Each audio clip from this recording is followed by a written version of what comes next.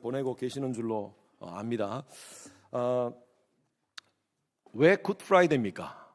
왜 굿프라이데이입니까? 오늘 우리 굿프라이데이로 이렇게 예배를 드리는데 왜 굿프라이데이입니까? 교회사에 보면요, 주후 한 400년부터 이 굿프라이데이라고 해서 이렇게 부활절과 이렇게 연결해서 그렇게 예배를 드렸다는 그런 기록들이 있습니다. 왜 교회 역사 속에 이 굿프라이데이를 지키는가요? 그리고 왜 이것을 굿프라이데이라고 하는가요? 우리 한번 좀 생각해 봐야 될 것 같습니다. 예수님께서 그 처참한 십자가에서 돌아가신 날인데, 그렇게 고통과 아픔, 엄청난 고난을 당하시고, 아까 우리 패션 오브 크라이스트 그 영상을 봤지만 그렇게 돌아가시는 날인데 왜 굿프라이데이일까요? 다른 말로 하면 새드 프라이데이가 아닙니까? 새드 프라이데이. 그렇게 고통당하고 예수님께서 돌아가신 날을 왜 우리가 굿프라이데이로 하느냐? 굉장히 깊은 의미가 있습니다. 예수 믿지 않은 사람들에게는 전혀 오늘 이 의미가 없는 날입니다. 그러나 예수를 믿는 자들에게는요, 정말 우리에게 굿프라이데이입니다. 왜냐하면요, 이 날이 없다면 저와 여러분들에게는 영원한 사망 가운데 거할 존재였습니다. 하나님께서 만드신 인생들이 하나님 앞에 범죄함, 불순종함을 하나님 보시고 너무너무 안타까우셨어요. 모든 사람이 죄를 범했다 그랬습니다. 한 사람도 빠짐없이 이 땅 가운데 죄인이 아닌 존재가 없습니다. 죄를 가진 존재는요, 죄의 싹은 사망이라 그랬어요. 영원한 사망 가운데, 이것은 육체적인 사망이 아니라 역체적인 죽음뿐만 아니라 히브리서 9장 17절 말씀 보면, 27절 말씀에 보면 한 번 죽는 것은 사람에게 정하신 것이요 그 후에는 심판이 있다 그랬습니다. 이 심판은요, 영원한 사망입니다. 영원한 사망. 한 사람도 빠짐없이 예외 없이 죄가 있는 사람들은 영원한 사망 가운데 놓여야 됩니다. 여러분, 하나님 입장에서, 인생을 만드신 하나님 입장에서는 얼마나 안타깝겠습니까? 그러면 누군가가 이 죄인들을 위해서 죽어야 돼요. 그런데 그 죄인들을 위해서 죽어야 되는 존재는 의인이어야 됩니다. 죄인이 죄인들을 위해서 어떻게 죽습니까? 그 죄인도 마땅히 죄 때문에 죽어야 될 존재인데 어떻게 죄인을 위해서 대신 죽겠습니까? 이 세상에 한 사람도 의인이 없었어요. 그래서 하나님께서 작정하신 구원의 플랜이 바로 당신이 이 땅 가운데 오시기로 작정하신 거예요. 이 땅 가운데 오시는데 어떻게 오셨느냐 하면 동정녀 탄생으로 오신 겁니다. 왜? 정상적인 부부관계를 통해서 태어나는 모든 아이들은 다 죄성을 가지고 태어나기 때문에. 그래서 하나님께서 고안하신 방법이 바로 마리아에게, 동정녀에게 예수님을 탄생시킨 거예요. 왜? 그렇게 성령으로 잉태된 존재는 죄가 없이 탄생하기 때문에. 예수님만이 이 땅 가운데 유일한 의인이었습니다. 베드로전서 3장 18절 말씀에 보면 그리스도께서도 한 번 죄를 위하여 죽으사 의인으로서 불의한 자를 대신하셨다고 그랬어요. 예수님은 의인이셨어요. 그러나 우리 죄를 위해서 대신하여서 십자가에 달려 죽게 하셨어요. 그 예수 그리스도의 십자가로 말미암아 우리가 아직 죄인 되었을 때에 그리스도께서 우리를 위하여 죽으심으로 하나님께서 우리에게 대한 자기의 사랑을 확정해 주셨다 그랬어요. 이것을 통하여 하나님께서 우리를 향한 하나님의 사랑을 보여주셨어요. 내가 너희를 이렇게 사랑한다. 여러분, 그 날이 바로 시작되는 날이 바로 오늘입니다. 그래서 우리는 기독교 역사에 이 고난주간을 우리가 기념하면서 지내고 있습니다. 예수님이 십자가에 달리신 오늘을 역으로 해서 6일 전부터 시작해서, 물론 성경에는요 일요일, 월요일, 화요일, 수요일 이렇게 기록된 건 없습니다. 그러나 마태, 마가, 누가, 요한 그 사복음서를 순서적으로 시간적으로 이렇게 해보니까 예수님께서 십자가에 달리시기 전 6일 전부터 계산을 해보니까 6일 전에 주일날, 우리 시각으로 주일날 예수님께서 예루살렘에 입성하셨어요. 예루살렘에 입성할 때 많은 사람들이, 많은 무리들이 뭐라고 외칩니까? 다 같이 한번 외쳐봅시다. 시작. 더 크게 시작. 예수님 오신다고 생각하고 시작. 호산나 이래가 되겠습니까? 예수님 오시는데 다 같이 시작. 예, 권사님 할렐루야, 집사님 할렐루야, 손 들고 호산나, 호산나, 호산나. 사람들이요 예수님을 외쳤어요. 왜? 메시아인 줄 알았어요. 아, 이 사람이 많은 기적을 행하고 아픈 사람을 고치고 못 먹는 그 필드에서, 그 많은 광야에서 5천 명을 플러스 알파를 먹이시고, 아, 이 사람은 우리의 유대의, 우리가 지금까지 구약에서 계속 예언되었던 바로 그 메시아다. 우리의 경제적인 문제, 로마의 압제 속에서 있는 이 정치적인 문제를 해결할 수 있는 그런 파워풀한 그런 존재다. 그러면서 사람들은 호산나, 호산나 외치면서 종려나무를 흔들었어요. 그래서 우리 기독교에서는 그것을 기독교력으로 종려주일이라고 합니다. 그렇게 하고 그 다음날 성경을 이렇게 보니까 그 다음날 예수님께서 성전에 들어가서 성전을 청소하십니다. 성전에서 장사를 하고 또 그 당시에 종교 지도자들이 그 이권을 가지고 서로 이득을 챙기고 돈을 챙기고 하는 그 모습을 보면서 어떻게 하나님의 성전을 도둑의 소굴로 만들었느냐. 내 집은 만민을 위하여 기도하는 집이다. My house shall be called a house of prayer for the all nation. 이렇게 되어 있어요. 열방을 위해서 기도하는 집이다. 내 집은 이렇게 장사하는 곳이 아니라 열방을 위해서 기도하는 집이다. 그러면서 하나님 예수님께서 화를 내시면서 상을 뒤엎는 그 모습이 바로 월요일이었습니다. 그리고 화요일은요, 가룟 유다가 예수님을 배신합니다. 그리고 수요일은 아무 기록이 없습니다. 그리고 목요일 날 우리가 잘 알고 있는 최후의 만찬을 합니다. 그리고 그때 가룟 유다가 예수님을 이제 파는 그 장면이 나오죠. 그리고 목요일 밤, 이제 금요일 날 새벽이 되면서 예수님께서 가야바 그 당시에 대제사장의 법정에 섭니다. 그리고 채찍을 맞습니다. 온몸이 피투성이가 됩니다. 예수님을 호산나 호산나 그러면서 외쳤던 그 무리들이 그 모습을 다 봅니다. 아니, 우리의 메시아인 줄 알았는데, 우리의 왕인 줄 알았는데 너무 초라하게 가야바 법정에서 재판을 받고 그 군병들에게 발로 차이고 침뱉음을 당하고 모욕을 당하고 뺨을 맞고 피를 흘리고 하는 그 모습을 보면서 우리가 착각했구나. 메시아는, 우리가 기대했던 메시아는 이 메시아가 아니었어. 그리고 가야바 법정에서 예수님이 다시 다른 재판장으로 옮겨집니다. 빌라도 재판장으로 옮겨집니다. 그 당시에 총독이 이제 마지막 판결을 합니다. 그게 금요일 날 새벽이었습니다. 그 초라하게 서 있는 예수님, 무리들이 모였어요. 그리고 그때 또 다른 사람이 있었습니다. 그 사람이 누구냐면 바라바라는 사람이었어요. 그 지역의 사람들은 무리를 선동해가지고 로마에 항쟁했던 그런 사람이었습니다. 나름대로 그 유대인들한테는 영웅이었어요. 그러나 사람을 죽였던 사람이었습니다. 근데 아이러니하게도요, 이 바라바의 이름이 뭐냐면, 진짜 이름이 뭐냐면 예수 바라바. 예수 바라바. 아람어로서 예수 바라바. 여러분, 두 예수예요. 두 예수. 근데 바라바라는 게 뭐냐면 아버지의 아들이라는 뜻입니다. 아버지의 아들. 예수님도 마찬가지죠. 하나님의 아들이시죠. 예수시죠. 여기도 바라바, 아버지의 아들이에요. 예수예요. 두 예수를 세워놓고 빌라도는요, 예수님이 죄가 없는 것을 분명히 알았습니다. 그럼에도 불구하고 무리들이 막 움직입니다. 저 사람이 메시아인 줄 알았는데 우리의 메시아가 아니야. 우리가 속았어. 그때 이 빌라도가 얘기합니다. 내가 누구를 풀어줄까? 둘 중에 한 사람 내가 풀어주겠는데 바라바를 풀어줄까? 아니면 예수라는 이 사람을 풀어줄까? 사람들이 외칩니다. 방금 전 얼마 전까지 며칠 전에 예수를 위하여 환영했던 그 종려나무를 가지러 흔들었던 그 무리들이 뭐라고 외칩니까?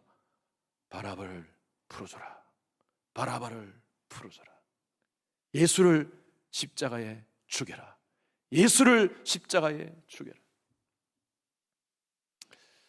여러분, 사람이 이렇게 간사합니다. 자기에게 이익이 없는 것 같으니까 예수를요, 얼마 전까지만 해도 메시아라고 그렇게 외치다가 이제는 예수를 죽이라고 외칩니다. 사람들이. 그게 무리였어요. 그런 예수를 몰랐어요. 여러분, 그것이 바로 금요일 날 새벽에 있었던 일입니다. 시간적으로 따진다면. 그리고 이른 아침, 금요일 날 이른 아침, 우리가 보통 유대인들이 이른 아침 그러면 새벽 5시부터 아침 한 6시, 7시까지입니다. 그 시간에 빌라도에 의해서 예수님이 사형을 선고받습니다. 그리고 십자가를 지시고 갈보리 언덕을 올라가십니다.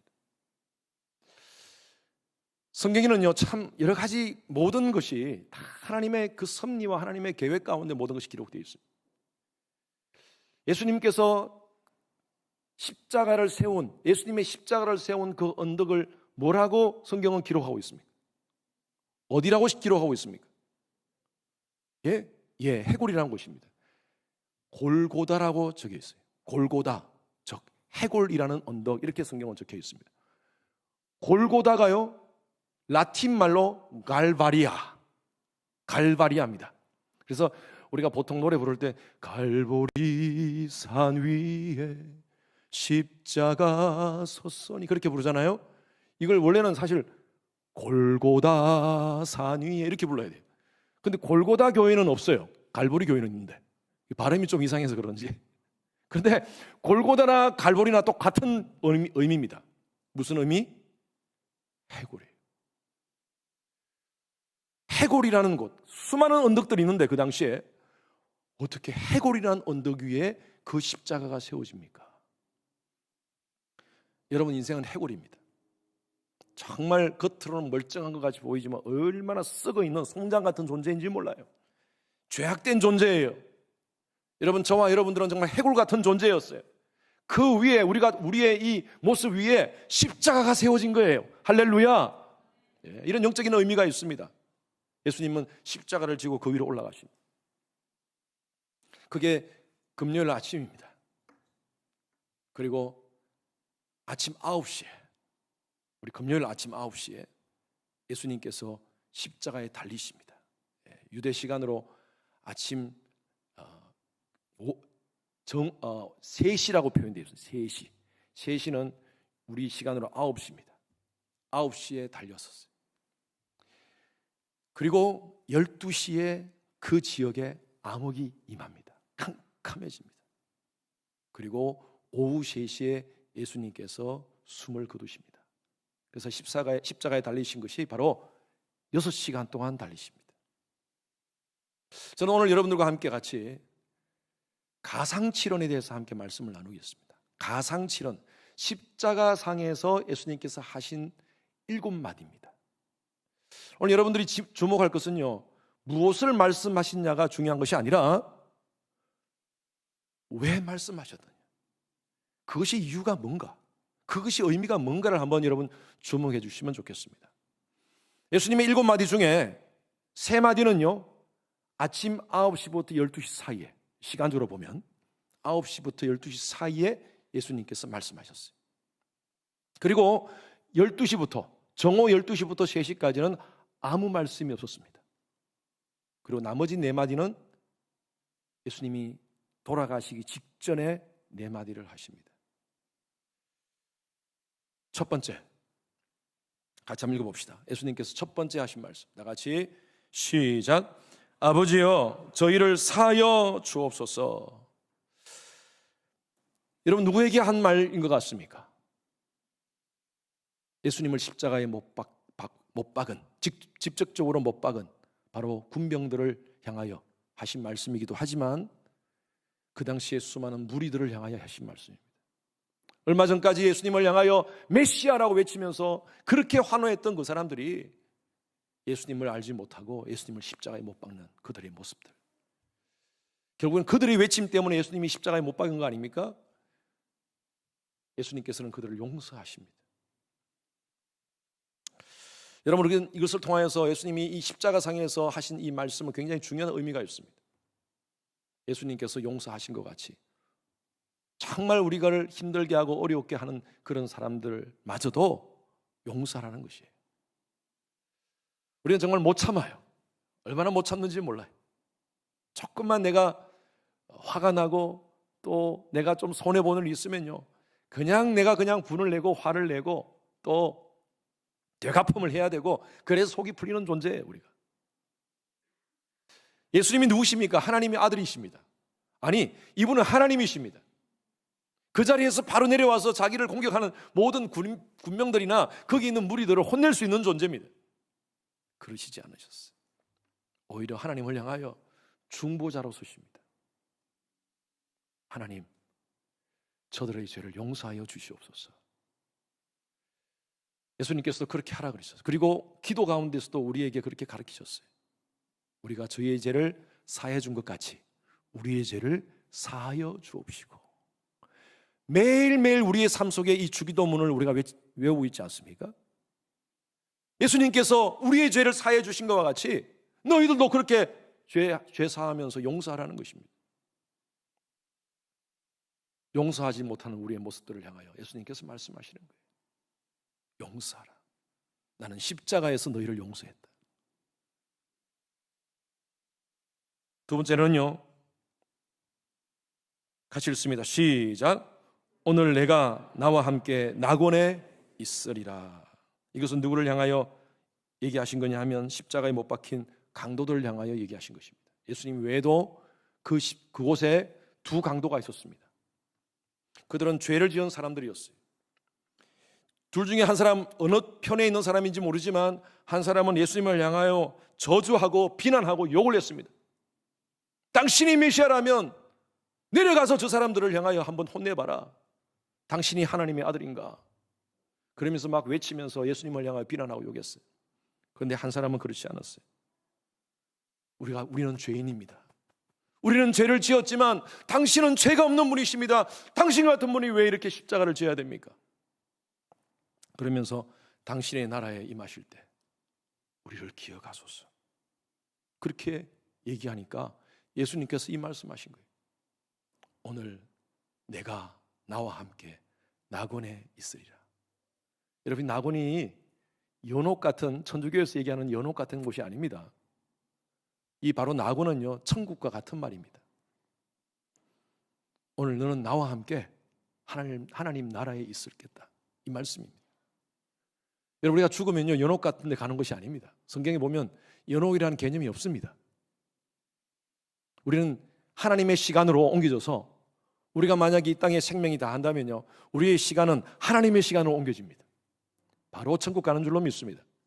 그래서 우리가 소망이 있는 거예요. 우리의 시간 개념과 하나님의 시간 개념이 다릅니다. 어디 한참 있다가 가는 것이 아니라 우리는 바로 죽으면 그 즉시 바로 하늘나라 가는 거예요. 마치 이 강도와 같이 그 자리에서 자기가 회개하고, 우리는 죄인입니다. 나는 죄인입니다. 그러나 당신은 죄가 없으신 분이십니다. 예수님을 영접한 거예요. 예수를 영접하는 자들은 하나님의 자녀가 되는 권세를 주신 줄로 믿습니다. 저와 여러분들에게 이 놀라운 은혜를 하나님께서 허락하셨습니다. 죽어도 살겠고 살아서 나를 믿는 자는 영원히 죽지 아니하라. 믿으시는 분 아멘. 여러분, 이 소망을 주신 거예요. 그래서 예수를 믿는 자들은 천국 간다. 그 소망을 가지시고 여러분 사는 여러분 되시길 주님 이름으로 축원합니다. 세 번째, 예수님께서 하신 말씀입니다. 다 같이 시작. 여자여 보소서 아들이니이다. 예수님 밑에 예수님의 어머니 마리아가 있었습니다. 그리고 그 옆에 형제 요한이 있었습니다. 얼마나 슬프겠습니까? 아들이 그 참혹한 십자가에서 달려 피를 뚝뚝 흘리는 그 장면을 밑에서 보는 그 어머니의 심정이 어떻겠습니까? 요셉의 얘기는 없습니다. 예수님께서 12살에 성전에서 함께 요셉과 함께 갔다는, 그 아버지 요셉과 함께 갔다는 그 스토리 외에는 성경에는 요셉에 대한 기록이 없습니다. 유추해 보건대 그 당시에 사람들의 나이가 보통 한 40세, 평균 40대 50세가 수명이었습니다. 그러니까 예수님께서 이 당시에 30세가 넘었으니까 요셉은 아마 이미 세상을 떠났었을 거예요. 그렇다면 지금 마리아는 혼자 있는 상태입니다. 혼자 있는 어머니를 두고 떠나는 그 아들의 마음이 어떻겠습니까? 그러나 어머니한테 위로하는 거예요. 너무 슬퍼하지 마세요. 옆에 요한이 있습니다. 요한이 함께 할 것입니다. 당신의 아들입니다. 여러분, 우리 모든 힘들고 어려운 사람들에게 위로를 주는 메시지입니다. 특히 우리 요즘 여러 가지로 힘들고 어려운 우리 성도님들이 참 있습니다. 경제적으로도 힘든 성도님들 계시고, 또 아이가 아파서 정말 끌어안고 계속 기도하면서 그렇게 하나님 앞에서 발을 동동 굴고 새벽기도 나와가지고 부르짖고 기도하는 그런 또 가정들이 있어요. 혼자가 아닙니다. 늘 제가 함께 기도해 주면서 위로해 드리지만 결코 혼자가 아닙니다. 우리는요, 한 가족입니다. 우리 성도들의 아픔과 상처들을 절대 외면해서는 안 됩니다. 우리는 함께 해야 됩니다. 함께 위로해 주고요, 함께 격려해 주고요, 가장 중요한 것은 함께 기도해야 될 줄로 믿습니다. 여러분, 성도들을 좀 돌아보십시오. 힘들고 어려운 사람들이 없는지, 또 그들과 함께 같이 울어주고, 그게 가족 아닙니까? 그게 가족 아닙니까? 한 피바다 한 몸 이룬 형제여 친구들이요, 저와 여러분들은 주 안에서 예수의 보혈로 구속받은 하나님의 자녀들인 줄로 믿습니다. 함께 위로해 주는 거예요, 예수님께서. 네 번째입니다. 네 번째, 다 같이 시작. 라마 사박다니. 엘리엘리 라마 사박다니. 이건 아람어인데요, 이 말의 뜻은 마가복음에 바로 뒤에 해석이 되어 있는데, 뜻은 아버지여 아버지여 어찌하여 나를 버리시나이까. 이 네 번째와 다섯 번째는요 거의 연결된다고 보시면 됩니다. 다섯 번째도 읽습니다. 같이 시작. 내가 목마르다. 엘리엘리 라마 사박다니. 아버지여 어찌하여 나를 버리시나이까. 내가 목마르다.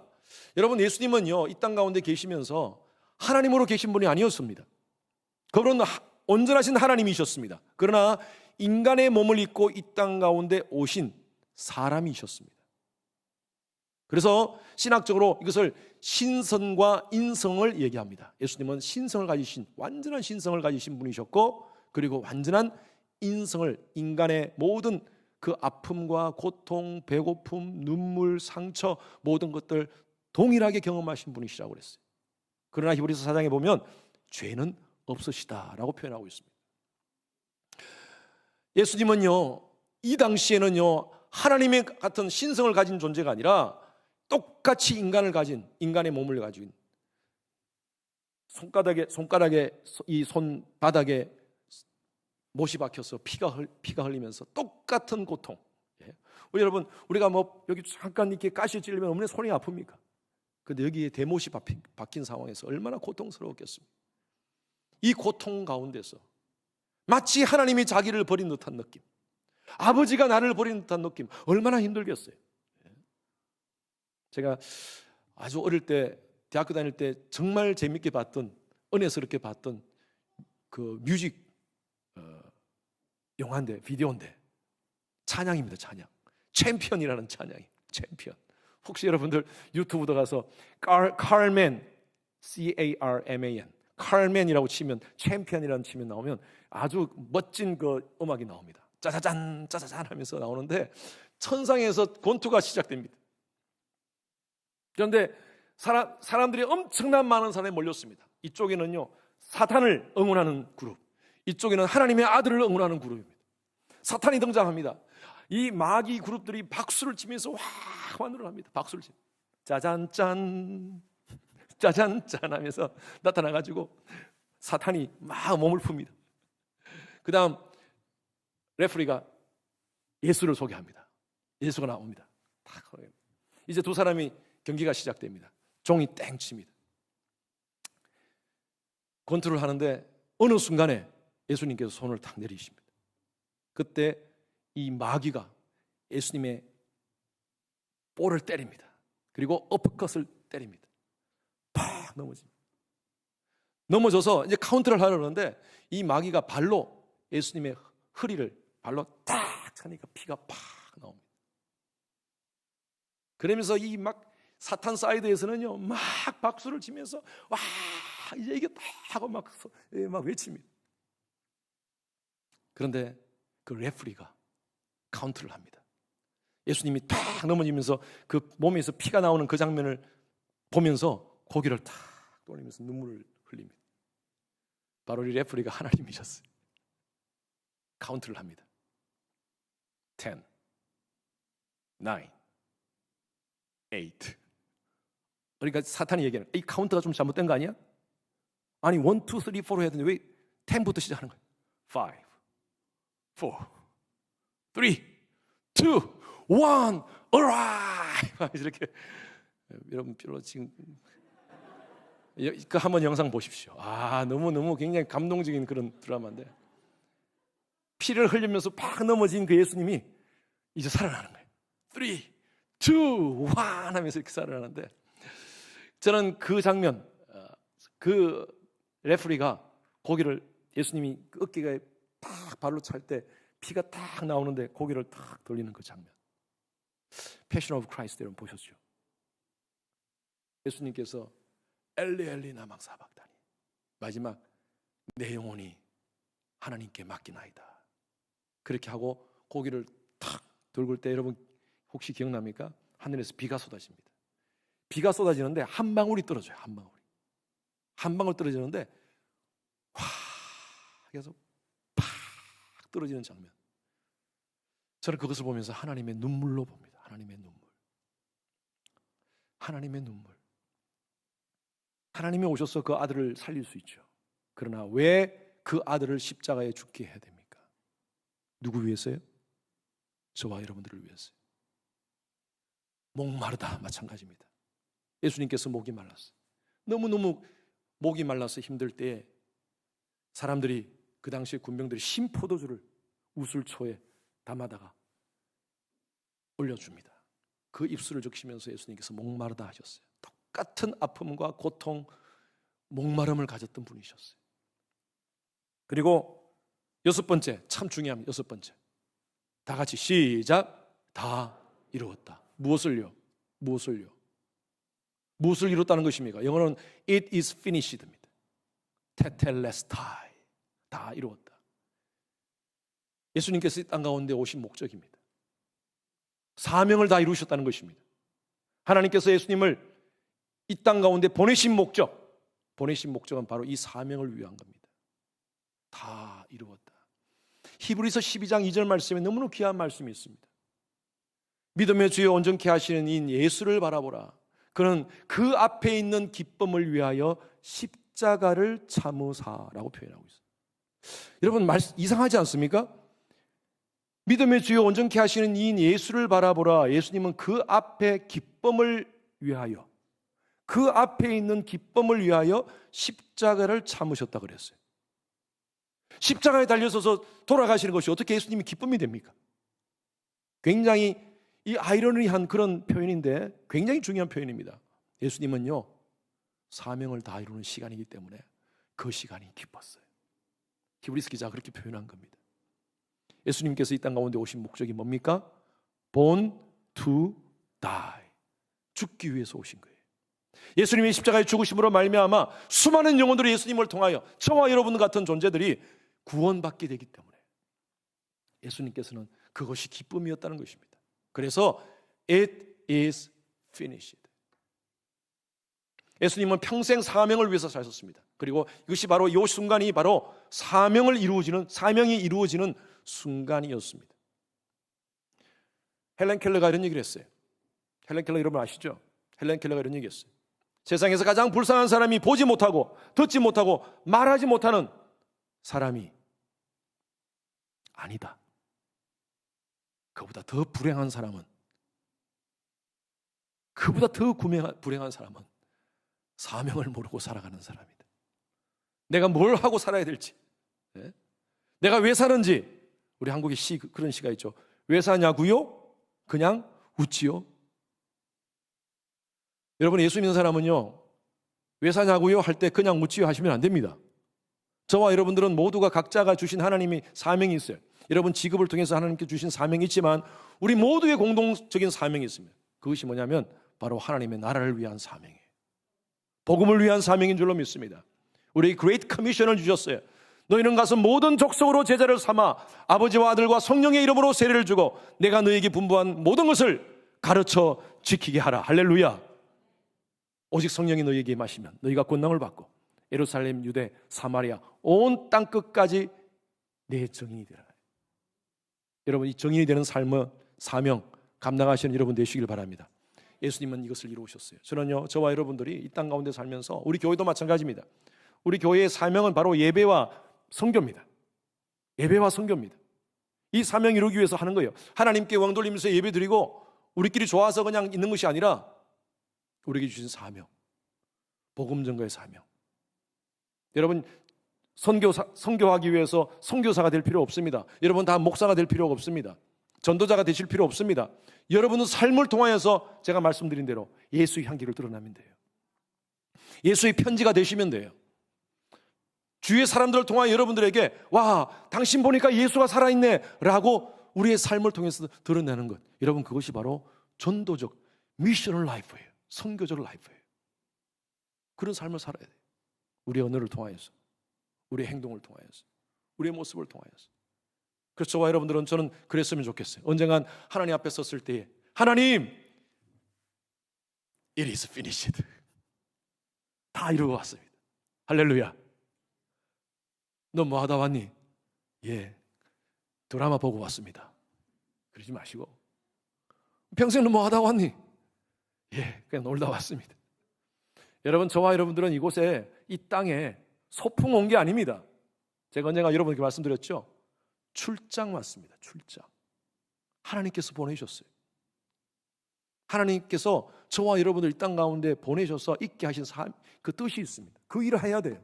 출장한 거예요. 여러분들 직업을 통하여, 여러분들의 학업을 통하여 하나님께서 우리를 통하여 하실 일이 있습니다. 우린 출장 온 거예요. 여러분, 출장 왔는데 놀다 가면 어떡합니까? 나중에 잘려요. 그죠? 우리 이 땅 가운데 해야 될 사명이 있습니다. 어떤 여러분 직업을 가지고 계시던 그 직업을 통하여 하나님의 나라를 위해서, 확장을 위해서, 하나님의 영광을 위해서, 복음을 위해서 사시는 여러분 되시길 바랍니다. 일곱 번째로 마지막에 예수님께서 말씀하셨어요. 시작. 부탁하나이다. 이제 예수님께서, 이것은요 굉장히 중요한 기도입니다. 나의 모든 것을 하나님께 맡깁니다. 이것은 하나님의 주권을 인정하는 겁니다. 여러분, 신앙 가운데 가장 중요한 신앙이 바로 주권신앙입니다. 주권신앙이 뭐냐면요, 모든 삶 속에 하나님의 손길이 있다는 거예요. 잘 되는 상황, 하나님께서 함께 하시는 시간인 줄로 믿습니다. 힘들고 어려운 고난의 시간, 그 시간도 하나님께서 함께 하시는 시간인 줄로 믿습니다. 우리의 삶의 모든 것이 하나님의 주관 가운데 있다는 거예요. 이게 주권신앙입니다. 지금 예수님께서 십자가에 달리시면서 이제 모든 것은 하나님께 맡깁니다. 여러분, 이렇게 삽시다. 우리가 부르는 찬양 있지 않습니까? 이와 같은 때엔이라는 찬양. 이와 같은 때엔 난 노래하네. 그 노래 보면 주님 사랑해요, 사랑해요 하면서 손 높이 드네 주님께. 좋을 때나 힘들 때나 고통의 순간이나 어려울 때나 모든 상황이 하나님의 주권 가운데 있습니다 라고 이렇게 고백하는 것입니다. 여러분, 예수님은요 왜 이렇게 고난을 당하셨습니까? 저와 여러분 때문입니다. 우리의 삶이 이 십자가의 이 놀라운 예수님의 희생을 훼손시키는 삶이 되지 않기를 바랍니다. 아멘입니까? 예수님의 십자가의 이 놀라운 은혜를, 이 가치 있는 일을 우리 삶 가운데 드러내면서 감사하면서 영광 돌리며 살아가는 저와 여러분 되시기를 바랍니다. 우리 찬양팀 나와주시고요, 제가 마지막으로 한 찬양을 한번 드리겠습니다.